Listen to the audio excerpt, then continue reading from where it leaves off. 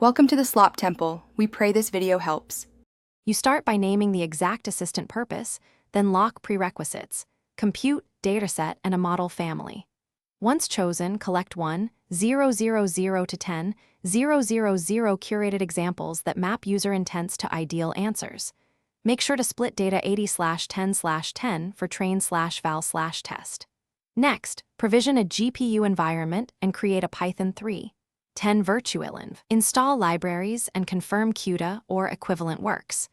Begin with a minimal training loop so you can iterate quickly and avoid wasted time.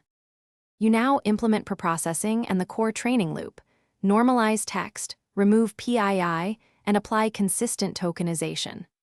Once done, set a learning rate schedule and pick a batch size between 16 and 64. Use early stopping to prevent overfit.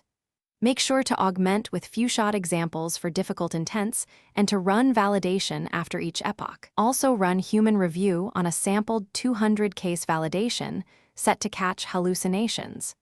Iterate model checkpoints until accuracy and safety thresholds meet your acceptance criteria. You deploy by containerizing the model and exposing a secured inference endpoint with rate limits and authentication. Once live, monitor logs, latency, error rates, and real user feedback continuously. Implement feature flags so you can roll back quickly. If issues appear, reproduce failures locally, examine model outputs, and adjust prompts or retrain with corrected examples. One key troubleshooting tip: when behavior drifts, isolate the smallest failing case, relabel or augment the dataset, then fine-tune that subset. This is usually the fastest path to recovery. Thanks for watching. Consider subscribing if we helped you.